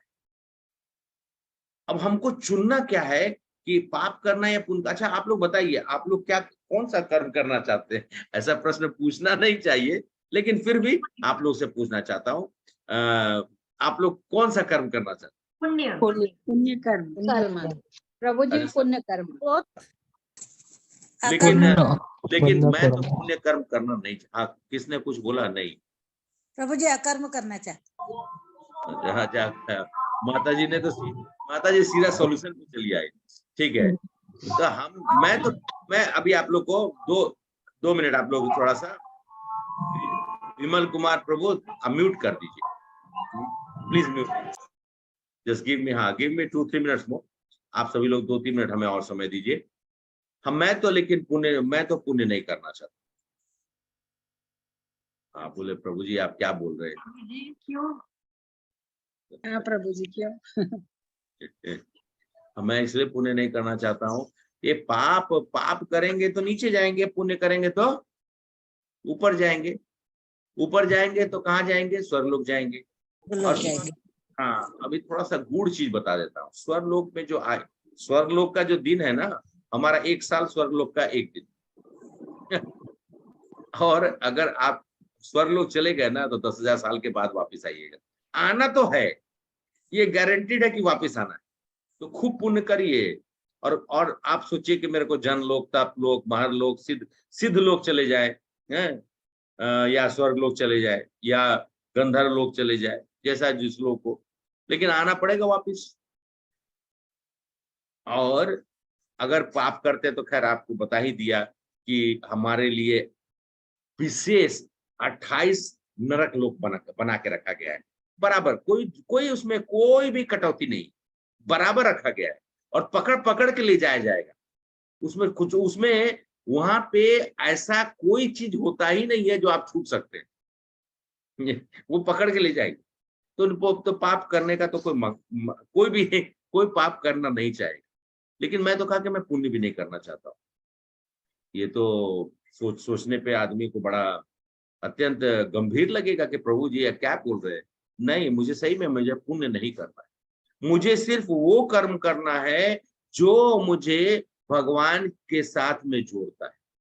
भगवान ने क्या कहा था? आप सभी लोग को मैंने बताया था। भगवान ने एक ही चीज बोला, सर्वधर्मान परित्यज्य। उन्होंने और कुछ नहीं कहा है ना, सर्वधर्मान परित्यज्य। इसीलिए मुझे पाप और पुण्य के चक्कर में नहीं पड़ना है। हम जैसे कि आजकल लोग बोलते हैं, बहुत लोगों को इच्छा होती है, हम लोग ना अन्नदानम कर रहे हैं। आप अन्नदानम के लिए आप अब होते कौन है अन्नदान करने वाले? भाई, अन्न आपका है, पैसा आपका है, आप एक चीज भी नहीं कर सकते हैं। क्षमा चाहता हूं, मैं ऐसा बोल रहा हूं क्योंकि आप सभी लोग को समझाने के लिए। हमारा एक चीज नहीं, ये पूरा जगत, ये पूरा ब्रह्मांड, ये सब कुछ कृष्ण का ही। हम यहाँ पे आए हैं एक टेनेंट के जैसा, एक टेम्पररी। जैसे हम आज जैसे कि मैं इस घर में एक टेनेंट के रूप में हूँ, तो मेरा ट्रांसफर हो जाएगा, चाहे जब मैं रिटायर कर जाऊं तो फिर ये छोड़कर मैं किसी दूसरे जगह पे चला जाऊंगा। तो हम सभी लोग जो है इस जगत में टेनेंट के रूप में ही आए हैं। और हम लोग उसका भगवान के दिए हुए संसाधनों का हम लोग उपयोग कर रहे हैं। और हम चाहते हैं कि हम उन्हीं संसाधनों से अपना नाम की, ये आदमी 1000 आदमी को खाना खिलाया, वो आदमी 1000 कंबल बांट दिया। अरे आप होते कौन हो बांटने वाले? अब आप बोलेंगे कि प्रभु जी ऐसा तो भाई जहाँ पे जो जरूरी की चीजें करना है जरूर करिए, लेकिन आप मत करिए, ये ईश्वर करेंगे। ईश्वर के द्वारा आप करवाइए। अगर आपको करना है तो आप भगवान को बोलिए, और भगवान ही हमें वो कार्य करने के लिए कैसे करना है जिससे कि आपको पुण्य ना मिले। मैं ये बोल रहा हूं, आप समझने का प्रयास करिएगा। पुण्य ना मिले, ना पुण्य मिलेगा तो फिर आप यहीं पे लटक जाएंगे। लटक गए तो ऊपर नीचे होते रहेंगे। वो भगवान रामचंद्र जी के पूर्वज हैं जो आज तक ऊपर नीचे कर रहे हैं, क्योंकि उनको वो स्वर्ग लोग जाना चाहते। तब ऐसा हुआ कि वो मतलब ऊपर, मतलब न ऊपर जाते न नीचे आते, न ऊपर जाते, वो बीच में लटक गए। ऐसा हो जाएगी हमारी स्थिति। इसीलिए इन सब चीजों को समझना बहुत जरूरी है। पाप और पुण्य का खैर ये विकसित कर्म, 3 तरह के कर्म के बारे में चर्चा गीता में दिया हुआ है। भगवान श्री कृष्ण ने अर्जुन को बताया कि कर्म, विकर्म और अकर्म। माता जी ने कह दिया था, सरला माता जी ने अकर्म, तो शुरू में ही कह दिया उन्होंने। अकर्म वो चीज है जो हम हर चीज में सिर्फ भगवान को हम लोग साक्षी मानकर के भगवान जो करेंगे हम हमारे भगवान करेंगे, मतलब हमको कुछ भी करना है तो भगवान के खुशी के लिए करना है। और भगवान अगर खुश हैं, कहते हैं कि भोक्तारम तथा, भगवान ही एक भोक्ता है और बाकी हम सब लोग हम भोगेंगे ना, हम थोड़ा सा भोगने का प्रयास करेंगे ना तो तुरंत हम सफर करेंगे। एक चीज हमको हमेशा दिमाग में याद रखना चाहिए कि हम भोक्ता नहीं हैं। हम जो उपयोग कर रहे हैं ये हमारी मानसिक विकृति है, ये हमारी मानसिक विकृति है। और आज के समय में जो जितनी ज्यादा भौतिकता बढ़ रही है, भौतिकवाद जो है, भौतिकतावाद जो बढ़ रहा है, उतनी ज्यादा सामाजिक कुरीतियां बढ़ रही, सामाजिक असमानताएं बढ़ रही हैं, लोगों के बीच में ओपिनियंस, डिफरेंस ऑफ ओपिनियन बढ़ता जा रहा है। क्यों? क्योंकि हम अपने आप को, खासकर हम भारतीय जिनको अध्यात्म जन्म से मिलता है, वो आजकल अजीबोगरीब हरकत कर रहे हैं, अजीबोगरीब हरकत कर रहे हैं। आप लोग को शुरू में मैंने एग्जांपल बता दिया था, प्रभुपाद ने जाकर, मतलब प्रभुपाद भारतवर्ष जाकर पूरे के विश्व जगत में पूरा पाश्चात्य देश को, हम लोग बोलते हैं ना पाश्चात्य देश तारी ने, पाश्चात्य देश को तार दिए। और हम सब लोग क्या कर रहे हैं? हम सब लोग वही कर रहे हैं जो प्रभुपाद सोचते थे कि कम से कम भारतवर्ष में तो लोग ऑटोमेटिकली कृष्णा कॉन्शियसनेस या भगवान के प्रति उनका जो रुझान है वो तो तुरंत हो जाएगा। लेकिन आज क्या परिस्थिति है? उलट परिस्थिति है। तो हमें ध्यान रखना चाहिए कि हमारे पूर्व कर्म जो है हमें इस दुनिया में बार बार गोता लगाने के लिए हमें मजबूर करेगा। और मजबूर कैसे करता है? मेरी एक छोटा सा और एग्जाम्पल आपको देके और बताने का प्रयास करते हैं। हमारी एक ट्रेनिंग होती है, उसमें समुद्र में हमको डाल दिया जाता है। हमारा एक ट्रेनिंग होता है जिसमें समुद्र में डाल देते हैं और उसमें से फिर हमको निकलना पड़ता है। तो मैं गया पहली बार, तो मैं तो सोचा कि ये तो मतलब कि आज तो गए। जब देखा समुद्र का पानी, एक तो ऐसे भी जल से मुझे थोड़ा भय होता है, मैं देखा और इतना गहरा, वहां बोला कि 15 मीटर गहरा। हम बोले कि आज तो हो गया, अब तो मतलब अधोगति, नीचे की ओर जाएंगे तो अधोगति ही होनी है। और जब डाल दिया तो मैं माँ करके, मतलब सब बच्चे के मुंह से माँ का ही नाम सबसे ज्यादा जब होता है, जब कष्ट में होता है तो माँ का नाम सबसे ज्यादा याद होता है। तो मैं ऐसे चिल्लाने लगा, तो वो ट्रेनर जो था वो खींच के निकाला मुझे। तब मुझे समझ में आया कि हम मनुष्य लोग कहाँ फंसे हुए, कौन सा भवसागर में फंसे हुए, कहाँ अटक गए, गोता लगा रहे। हमारी परिस्थिति इतनी बदतर है कि समुद्र के अंदर में गोता लगा के लगता है कि हम गोता में हम लोग फंसे हुए हैं। गोता लगाए जा रहे हैं, बार बार जाते हैं फिर वापिस आते हैं, मतलब कि नाक से पानी घुसता है, मुंह से पानी घुसता है, फिर वापिस आ जाते हैं, फिर कोशिश करते हैं कि हम लोग आगे का जीवन को अपना आगे ये करते रहे। लेकिन यही कर्म जो है, हम जब अकर्म करते हैं और जहां पे हमें अपने भक्ति भाव से, और इसीलिए बार बार हम सब लोग भक्ति के बारे में, भक्ति चेतना के बारे में हम लोग चर्चा करते हैं। तो हम सभी लोग को याद रखना चाहिए कि अंततः पाप और पुण्य के चक्र में मत पड़िए। जो भी करना है कृष्ण को साक्षी मानकर करिए।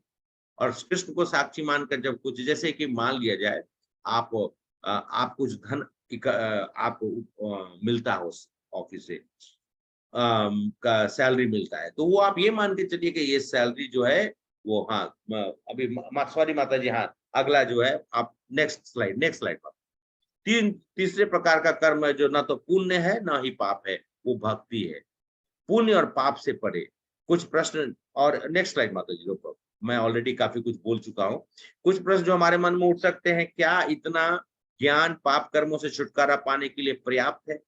कुछ डॉक्टर परिणाम जानने के बाद भी धूम्रपान क्यों करते हैं? परिणाम जानने के बाद भी कोई गलत कार्य करने के लिए क्यों मजबूर हो जाता है? मैं गलत को छोड़ सही को चुनने की ताकत कैसे विकसित करूं? 100% है ना। अधिक जानने के लिए हमारे साथ में आप सत्र में बने रहे, आपको सब बताएंगे हम लोग। और मैं सिंपल सा चीज आपको बता रहा हूं कि जब तक हम इन प्रश्नों का, ये प्रश्न बहुत ध्यान से देखिएगा, क्या ज्ञान पाप कर्मों से छुटकारा पाने के लिए पर्याप्त है? कुछ डॉक्टर परिणाम जानने के बाद भी धूम्रपान क्यों करते हैं? अभी जस्ट 2 दिन पहले हमारी एक गॉड सिस्टर है, मतलब हमारे हम लोग दोनों आदमी के गुरु एक ही हैं, और माता जी के जो हस्बैंड हैं वो डॉक्टर थे और उनकी मृत्यु हो गई। उनका लंग्स जो है, हरे कृष्ण, उनका लंग्स खराब हो गया और अपोलो हैदराबाद में थे और परसों उन्होंने अपना शरीर छोड़ दिया, जबकि डॉक्टर थे। उसके बावजूद भी उनकी जो मतलब डेली की जो दिनचर्या में कुछ मतलब पेय पदार्थ का सेवन करते थे जो कि उनके शरीर के लिए सही नहीं था। उनको शुगर था, शुगर के टैबलेट्स भी उन्होंने छोड़ दिया। डॉक्टर होकर, जो डॉक्टर खुद कहते हैं ना हम सब लोग को, आप समय से दवाई लीजिए, ये करिए, और खुद डॉक्टर होकर भी उन्होंने उसको छोड़ दिया। तो उसका परिणाम क्या निकला वो अभी हम सब लोग, मैंने जैसे आपको बताया, परिणाम जानने के बाद भी गलत कार्य करने के लिए क्यों मजबूर होते हैं, उसका भी परिचय हम लोग, इस प्रश्न का जवाब हम लोग आपको आगे के सत्र में देंगे। और गलत को छोड़ सही को चुनने की ताकत हमारे अंदर में कैसे विकसित करना है, इसके ऊपर भी हम लोग चर्चा करेंगे। तो मैं आप लोग थोड़ा समय ज्यादा लग गया, मैं आप सभी लोग से फिर क्षमा मांगते हुए, क्योंकि ये सत्र जो है आप सभी लोग के लिए, मैं आप लोग से सिर्फ इतना ही बोलना चाहता हूँ कि इस सत्र के एक एक शब्द को अगर आप फिर से जब रिकॉर्डिंग सुनेंगे, हो सकता है कि कुछ चीजें जो हैं आपको ध्यान में आएगा। तो कभी कभार अगर आप लोग को समय मिले तो फिर से सुन लीजिएगा, और प्रश्न जरूर होनी चाहिए, क्योंकि प्रश्न होगा तभी आपके हृदय से जो हम सब लोग कहते हैं ना कि संशय है, वो चीज आपके हृदय से जाए, और उसके बाद तब हमारे जीवन में वो प्रकाश आए, जिस प्रकाश की हम सभी लोग अपने अपने जीवन में अनुभव कर रहे हैं और चाहते हैं कि आप लोगों के साथ भी वो बांटे। हरे कृष्णा माता जी, प्रभु, थैंक यू सो मच।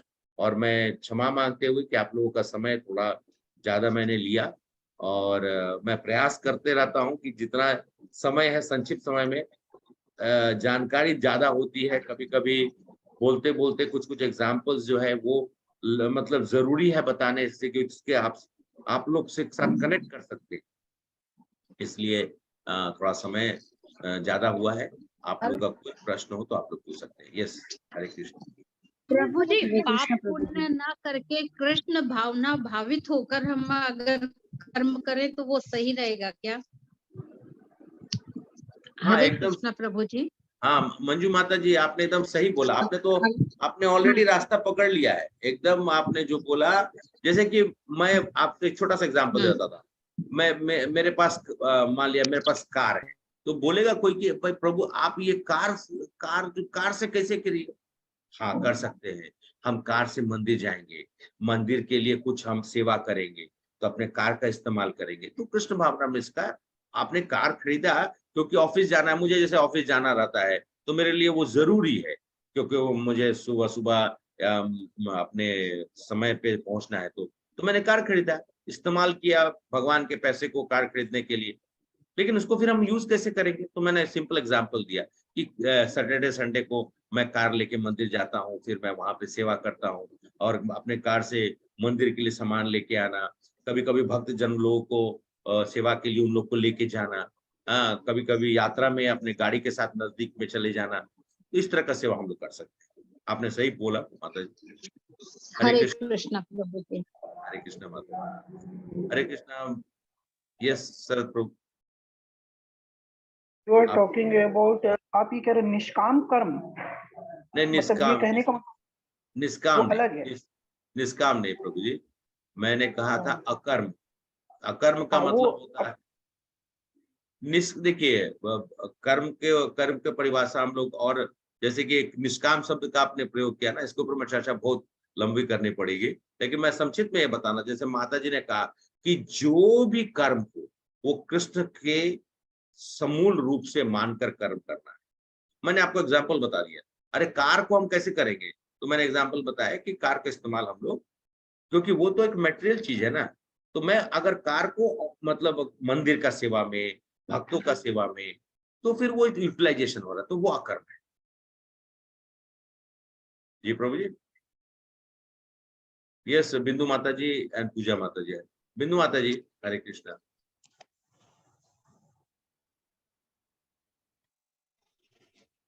बिंदु माता जी, हरे कृष्णा। हरे कृष्ण, सॉरी प्रभु, सॉरी।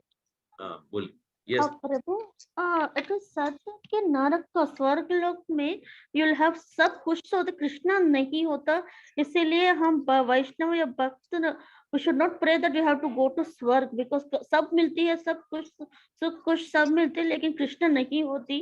हमारा aim is to go for beyond that, that is eternal Golok. सच है कि विभु स्वर्ग में कृष्णा नहीं होता?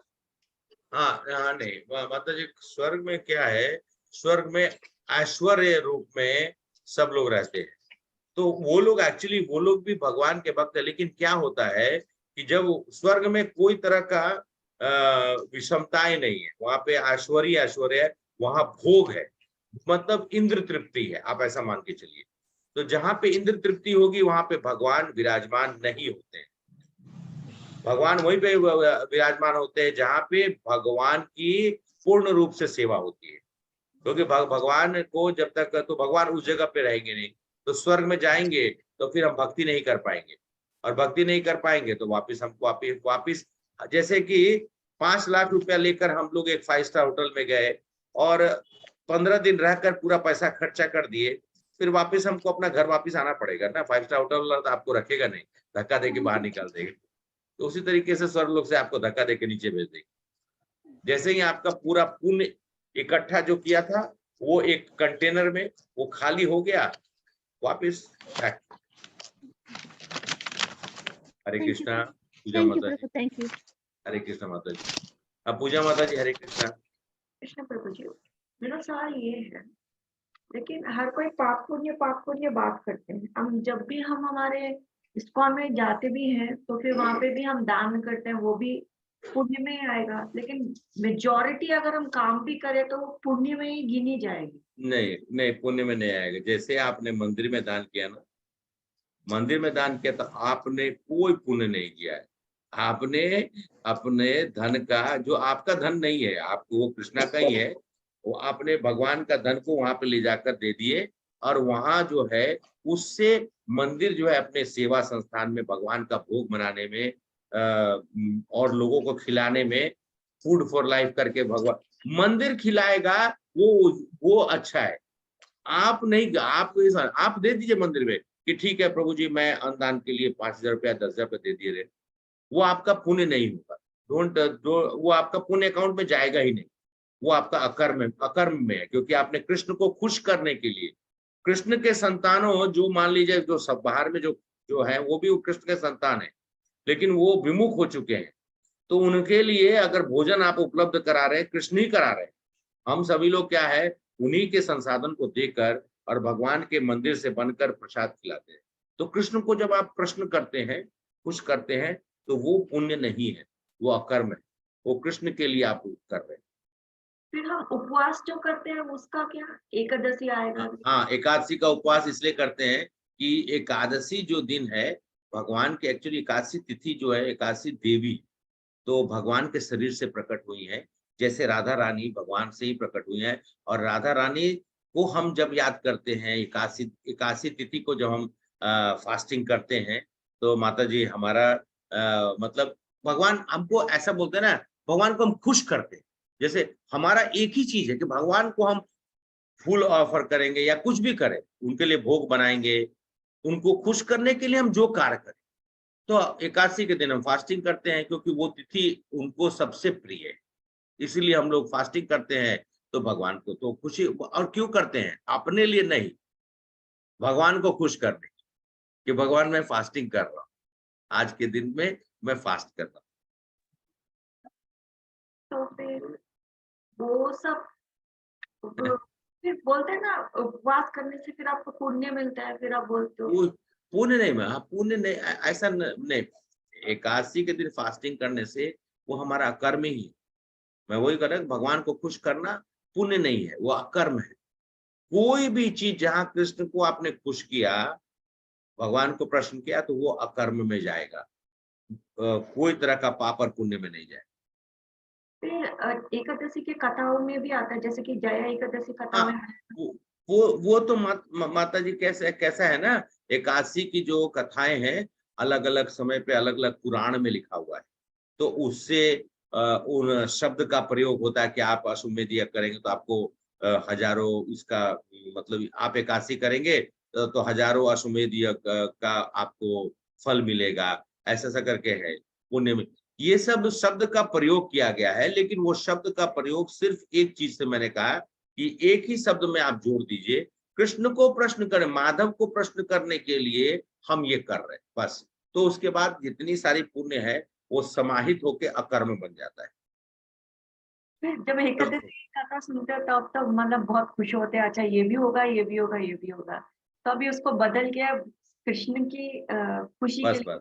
बस माता, एक जो क्या नाम माता जी का नाम था, मंजू वर्मा माता जी, उन्होंने बहुत सुंदर सेंटेंस, एक ही सेंटेंस बोला, प्रभु जी अगर हम कुछ भी चीज भगवान के खुशी के लिए करें, कृष्ण के लिए करें, वो चीज ही हमको करना है। यस नागिन प्रजापति, प्रभु जी Hare Krishna. We'll take last two questions and then we will end the session. Just Sarath Prabhu, thank you so much for being with us. Nagin Prabhu जी हरे कृष्णा, आप अनम्यूट कर लीजिए। हरे कृष्ण प्रभु जी, धन्यवाद, प्रणाम। धन्यवाद, प्रणाम प्रभु जी। आपको देख के बड़ी खुशी होती है। बहुत अच्छा है, बहुत अच्छी समझ में आ रहा है। लेकिन श्री कृष्ण भगवान ने पूरे जीवन में अकर्म ही किया है, तो पूरा देश, कई राज्य जीतने के बाद भी वो राजा क्यों न बने प्रभु जी? हाँ, भगवान जो है इस धरती पे प्रेम बांटने के लिए आए थे। वैसे तो द्वारका के राजा थे, और भगवान तो जरूरत नहीं है, जैसे कि नागिन प्रभु जी को भी जरूरत नहीं है, रघुनाथपुरी दास को भी जरूरत नहीं है। भगवान तो ऐसे भी पूरे ब्रह्मांड की अनेकों अनेक ब्रह्मांड के राजा है, और इसको प्रूव करने का जरूरत ना तो भगवान को जरूरत थी और ना ही युधिष्ठिर महाराज को जरूरत थी। यहाँ तक कि भगवान ने युधिष्ठिर महाराज को चक्रवर्ती महाराज बनाया, क्योंकि भगवान अपने भक्त को, उसको ना हमेशा भगवान की क्या इच्छा होती है कि मैं नागिन प्रजापति प्रभु जो हमारे बहुत प्रिय है, उनका सम्मान में बढ़ा। भगवान अपने लिए कभी कुछ नहीं करते। सही। फिर भी कभी कभी दुख होता है कि हम वृद्ध होंगे, कर्म करने के बाद हमें भुगतना पड़ेगा, तो अभी क्या करेंगे? तो उसी से हम बाहर आए, वही सूत्र। माधव का चरण पकड़ के बैठ जाइए, बस कुछ नहीं, कुछ उनको पकड़ के, कृष्ण ही मेरा है और कुछ नहीं, बस पकड़ लीजिए उनको, छोड़िए मत। ठीक है प्रभु जी, हरे कृष्ण। धन्यवाद प्रभु जी, हरे कृष्ण। हरे कृष्ण, हरे कृष्ण। सरला माता जी हरे कृष्ण। हरे कृष्ण प्रभु जी, प्रणाम प्रभु जी। माता जी प्रभु जी, एकादशी कल है या परसों है? हाँ, वो सॉरी माता जी, मुझे बोली थी क्या बोलने के लिए, एकादशी 17 तारीख को है माता जी, मतलब परसों। प्रभु जी, और प्रभु जी क्या बोलते, कल जब आपने जीव के बारे में बताया, बहुत अच्छे से चित्र के जरिए जो बताए, वो सरल से दिमाग में आ जाता है प्रभु जी। क्योंकि हम लोग क्या, जब कथाएं पढ़ते या सुनते हैं तो उसमें जितना नहीं आता, जितना आंखों से देख के हमको अंदर तक अटैच हो जाती है। हाँ, मैं अभी मतलब वही मैं बोल रहा था कि आप सभी लोग जो भी 42, 43 लोग, मैं उनसे इसलिए आग्रह किया था कि कृपया करके ये 1 घंटा मुझे आप लोग दीजिए। मैं पूर्ण प्रयास करूंगा आप लोग के आशीर्वाद से कि मैं कुछ जो बोलूं वो आपके मानस पटल पे, आपके हृदय में और आपके मन में जो है वो सरलता के साथ में आप लोग समझ में आए हो जाए। तो बहुत ही अपना अच्छी तरीके से जैसे आपने बताया है चित्र के जरिए हमको कि क्या शरीर कैसे बदलता है, आत्मा कैसे अपरिवर्तनशील है, और उसमें उदाहरण आपने कौमारम यौवनम जरा का जो बताया है श्लोका का, और तोते का पोषण जो बताया पिंजरा के साथ में कि पिंजरे पे हम कलर करते रहते और अंदर के पक्षी को हम नहीं देख पाते हैं, तो उसको पोषण नहीं करते जी, उसको पोषण नहीं कर पाते। और आत्मा को कैसे पोषण करना चाहिए, जैसे निरंतर और शाश्वत आध्यात्मिक ज्ञान को देते रहना चाहिए, लेते रहना चाहिए। भगवान का सेवा करने से हमारे आत्मा की पोषण होती है। और आत्मा के प्रकार कितने हैं, आत्मा कहाँ रहती है, आकार कितना है उसका, तो बहुत ही अच्छे तरीके से कल भी समझाया, और आज कर्म के बारे में जो समझाया आपने वो भी बहुत अच्छा समझाया। आपके प्रश्न कि अलग अलग प्रकार से, जैसे धनी हो गए, कमजोर हो गए, एक्टर हो गए, बलवान हो गए, इस तरह से एक एक एग्जाम्पल बहुत ही अच्छे से प्रभु जी आप समझा रहे हैं। तो आपका बहुत बहुत धन्यवाद देती हूँ मैं कि आप इसी तरह हम लोग का क्या बोलते, हम लोग इसी तरह आगे बढ़ने की कोशिश करते रहे और कोई किसी भी तरह से क्लास ना छूट पाए हमारे से प्रभु जी। नहीं माता जी, आप लोग का प्रोत्साहन, आप लोग का आशीर्वाद, और आप लोगों के ही कहते हैं ना कि जब, क्योंकि भक्तजन है ये जितने भी, अभी भी मेरे कहने के बावजूद भी करीब करीब 25 लोग यहाँ पे हैं मुझे मिलाकर, तो ये क्यों बैठे हुए हैं, इनको क्या जरूरत है? हो सकता है कि मैं ऐसा बोलने का मतलब मेरा ये मकसद नहीं है, इसीलिए क्योंकि इनके मानस पटल पे एक चीज तो क्लियर हो गया है, तो उनको मालूम चल चुका है कि ये जीवन का हमको सदुपयोग करना है। ये जीवन बड़ा ही कष्ट में, बहुत जन्मों जन्मों के बाद ये जीवन मिला है। और वो जो खटवा मतलब एक ऋषि थे, और एक राजा थे जो कि देवासुर संग्राम में गए। उनको मालूम चला कि उन्होंने कहा कि राजाओं ने कहा, इंद्र ने कहा कि आपने हमारी बहुत सहायता की है, तो आपको जो आप कुछ भी मांगो मैं आपको देना चाहता हूँ, आप जो भी मांगो। तो उन्होंने कहा कि अरे मैं तो खुद पूरे भूलोक का स्वामी हूँ, मेरे को कुछ नहीं चाहिए, मेरे पास सब कुछ है। बोले नहीं नहीं, आप ऐसे खाली हाथ नहीं जा सकते हो। तब उन्होंने कहा कि ठीक है, मुझे एक चीज बता दो, एक चीज बता दो कि मेरी आयु कितनी है। तो उन लोगों ने आपस में मंत्रणा किया, और क्योंकि स्वर्ग लोक की बात थी तो उतनी सिद्धि उन लोगों के पास होती है। उन लोगों ने कहा कि आपके पास कुछ ही समय बचे, कुछ क्षण बचे हुए, कुछ मिनट बचे हुए। तो उन्होंने उसी जगह पर बैठ गए और उन्होंने वहीं पे भगवान का नाम लिया, और वहीं से वो सीधा चले गए। इसलिए माता जी, आप एक चीज है, आपके मन में जब ये चीज हो जाएगा कि मुझे उनका शरण ही लेना है और कुछ नहीं, मेरे लिए और कुछ नहीं है, बस मुझे उनका शरण लेना है, तो उसके बाद कोई भी ताकत, कोई भी तरह का चीज आपको विचलित नहीं कर सकता है, और आप कृष्ण के साथ में जुड़ जाएंगे, कृष्ण के ही प्रेम में आप रहेंगे। और उसको छोड़कर आप जिस भाव में भी रहें, वात्सल्य में रहें, प्रेम के रूप में रहें, सखा के रूप में रहें, शांत रस में, जो भी रस में रहेंगे, भगवान को सब मालूम। इसलिए भगवान से ज्यादा अंतर्यामी भगवान ही अंतर्यामी है, उनको एक एक चीज मालूम है, एक एक क्षण मालूम।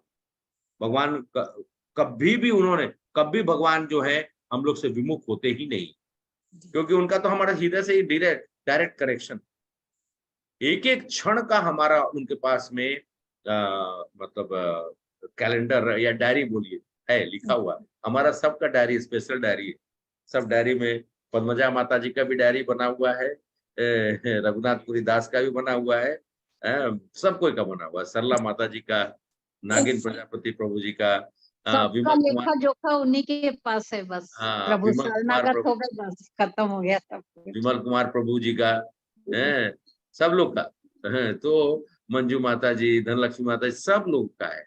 आप सभी लोग तो यहाँ पे उपस्थित हमारे साथ में, स्वप्ना माता जी, आशीष प्रभु, अभय प्रभु, सुचंद्र भट्टाचार्य माता जी, अमित प्रभु, संजीव प्रभु, श्वेता माता जी, उर्मिला माता जी, रजनी माता जी, पूजा गोयंका माता जी, क्योंकि वहाँ पे पूजा एक और माता जी है जो हमेशा प्रश्न करती हैं, और सुवर्णा माता जी, विकास माता जी, अनिल प्रभु, राजीव कुमार प्रभु, आप सभी लोग का, लावण्या माता जी और गोसावी बालिका, तो आप सभी लोग का मैं फिर से एक बार अभिनंदन करते हुए और रिक्वेस्ट। हरे कृष्ण प्रभु। विजय नाव विजय एकादशी प्रभु, दो एकादशी एक साथ आ रहे। अभय प्रभु बोलिए। मेरे तरफ से विशेष धन्यवाद। आज आपने अपना पर्सनल जो ये है एक्सपीरियंस बताया हम लोग को, और कुछ देर के लिए मैं भी अपने गांव में चला गया था लीची के बगीचे में, उसके लिए विशेष धन्यवाद। नहीं प्रभु जी, तो बचपन से कुछ चीजें होती है तो आप लोग साथ शेयर कर ले रहा हूँ, क्योंकि हृदय हमेशा सजल होना चाहिए। और मैं निवेदन भी करता हूँ, आप सभी लोग भी हैं, इसलिए आप लोग हमारे साथ में जुड़े हुए हैं, बहुत बहुत धन्यवाद। और माता जी को भी, पद्मजा माता जी को बेचारी वो जुड़ी रहती है क्लास का शुरुआत से, बस इसी में कि जैसे सत्र जो है अच्छे से हो जाए। मुझे मालूम है कि उन कृष्ण के आशीर्वाद से और आप सब लोग के आशीर्वाद से हम सभी लोग इस सत्र को अच्छे से कर पा रहे हैं और प्रयास कर रहे हैं कि आप सभी लोग के सामने में गीता के रहस्य को खोलने के लिए जो भी हम सबसे हो सके वो कर रहे हैं। और आगे का 3 सत्र और है, हम लोग अच्छे से उस सत्र को एंजॉय करेंगे एक साथ इकट्ठे बैठकर।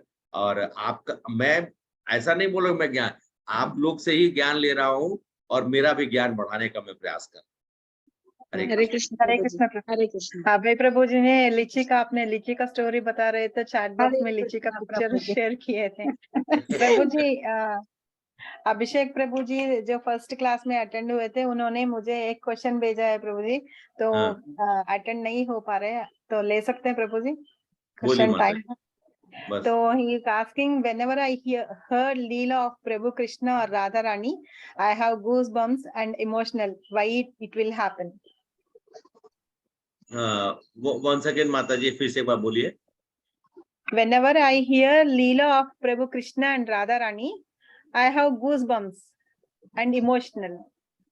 Why it will happen? Yes, जिसने कृष्ण का नाम प्रेम से, आज मैं आप सभी लोग से वही बोलना चाह रहा था, कृष्ण का जिसने नाम लिया उसके मन में प्रेम नहीं जागा, ऐसा होता ही नहीं।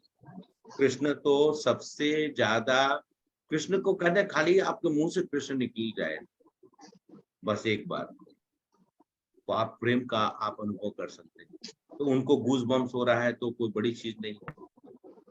हो सकता है कि हम लोग अलग अलग आयु में अलग अलग समय पे इस चीज से अवगत हो रहे हैं, लेकिन एक बात तो है, कृष्ण को जिसने देखा वो रूप हमारे, मैं आप लोग क्योंकि बैठे हैं तो मैं बस बोलने के लिए, बहुत सुंदर हमारे श्रील रूप गोस्वामी बोलते हैं, केसी घाट न जाइयो जाके उस त्रिभंगधारी न देखियो। जिसने उस त्रिभंग को देखा वो उसका वही होके रह गया। तो हमारे जीवन में कृष्ण अगर त्रिभंग के रूप में आ जाए और हमको गूज़बम्प्स मिले, इससे ज्यादा और सौभाग्य किसी का नहीं। तो उनको आप बोल दीजिए कि आपका बहुत बड़ा सौभाग्य है, क्योंकि मैं अभी तक प्रयास कर रहा हूँ, शायद भगवान कृष्ण की कृपा किसी दिन हमारे ऊपर हो।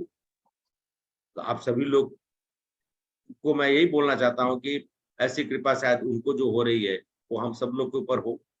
मैं अपने जीवन में तो प्रयास कर रहा हूँ, इसी चीज को तो पाने के लिए हर मनुष्य लालायित है, हर कोई प्रयास कर रहा है। भक्तजन जो हैं वो सब लोग समझ सकते हैं, और उनकी भक्ति के बिना ये जीवन सार्थक हो ही नहीं सकता है। हरे कृष्ण माता। Thank you very much, Prabhuji. Prabhuji. Please, everybody join tomorrow also. Can we end the session, Prabhuji? कृपा सिंधुभ्येव च पतितानां पावनेभ्यो वैष्णवेभ्यो नमो नमः। श्रील प्रभुपाद की जय, श्रील गुरुदेव की जय, अनंत कोटि वैष्णव वृंद की जय, अनंत कोटि आचार्य वृंद की जय, निताय गौर सीतानाथ प्रेमानंद हरि हरि बोल। Thank you very much. Hare Krishna, Hare Krishna, दंडवत प्रणाम। दंडवत प्रणाम माता। हरे कृष्णा प्रभु, दंडवत प्रणाम। हरे कृष्ण प्रभु जी। हरे कृष्णा प्रभु जी। प्रणाम। हरे कृष्णा। हरे कृष्णा प्रभु जी। हरे कृष्णा माता जी। हरे कृष्णा प्रभु जी।